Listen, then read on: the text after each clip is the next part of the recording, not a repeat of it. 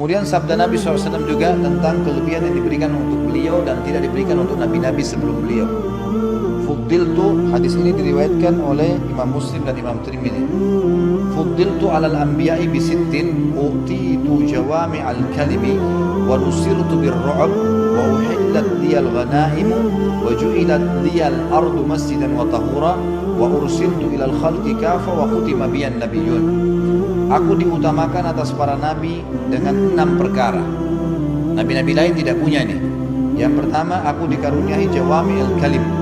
Ini artinya kemampuan berbicara singkat dan padat. Seperti contoh sabda Nabi SAW, la darar wa la dirar.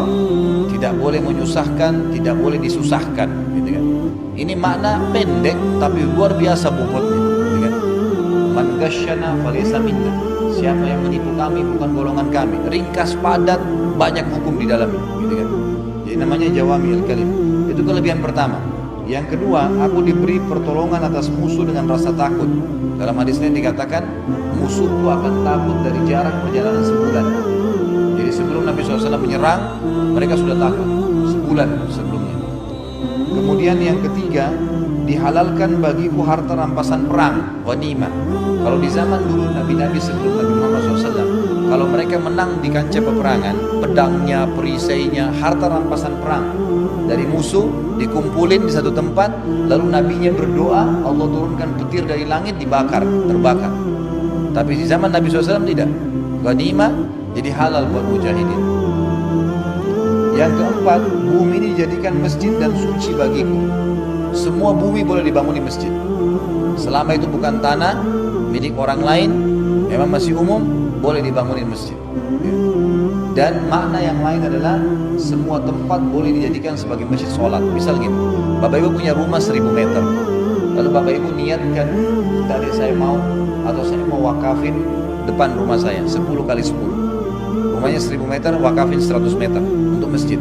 Disekat sama tembok saja, walaupun tidak ada kubahnya, dipakai sholat 5 waktu, pakai Jumat sudah hukumnya hukum masjid. Padahal tadinya rumah. Gereja dibeli misalnya, diganti jadi masjid, boleh. Karena dasarnya semua bumi itu bisa jadi masjid. Dan semua tanahnya suci. Tidak batal wudhu kita kalau kita lagi jalan di atas bumi, injak-injak tanah, tidak pakai sendal. Kecuali jelas di situ ada kotoran, baru batal. Kalau enggak. Ini termasuk hal hukum-hukum yang berhubungan dengan fikih. Lalu selanjutnya kata Nabi SAW, dan aku diutus kepada seluruh manusia dan dengan pula kenabian ditutup. Sabda Nabi SAW yang lain adalah hadis diriwayatkan oleh Imam Bukhari. Kata beliau, man ata'ani faqad ata'a Allah, wa man asani faqad asallah, wa man ata'a amiri faqad ata'ani, wa man asa amiri faqad asani. Barang siapa yang taat kepadaku berarti ia taat kepada Allah, dan barang siapa yang durhaka kepadaku maka dia berarti dia durhaka kepada Allah, dan barang siapa yang taat kepada pemimpin pilihanku. Ini termasuk kata sebagian ulama hadis adalah Abu Bakar yang dipilih oleh Nabi SAW ditunjuk jadi imam, maka ia telah berarti taat kepadaku, dan barang siapa yang durhaka kepada pemimpin yang pilihanku maka ia telah durhaka kepadaku. Jadi saksi bahasan sini Nabi SAW menunjuk dirinya sebagai Nabi. Juga hadis Nabi SAW yang lain riwayat Darul Qutni, dan hadis ini dinyatakan hasan. Kata beliau SAW, innal jannata hurrimat alal anbiya'i kullihim hatta adkhulaha wa hurrimat alal umami hatta tadkhulaha ummati. Sesungguhnya surga diharamkan atas seluruh nabi sehingga aku memasukinya, dan diharamkan pula atas seluruh umat sebelum umatku memasukinya. Tinggal 2 buah hadis saja. Di sini hadis yang selanjutnya riwayat Tirmidzi, Ibnu Majah dan Imam Ahmad. Semua ini membuktikan kenabian Nabi Muhammad SAW. Kata Nabi SAW, idza kana yaumul qiyamati kuntu imamal anbiya'i wa khatibahum wa sahiba syafa'atihim ghairu fakhrin. Pada hari kiamat nanti pastikan akulah pemimpin para nabi, juru bicara mereka, dan pemberi syafaat, pertolongan kepada mereka. Perkataanku ini bukan suatu kesombongan.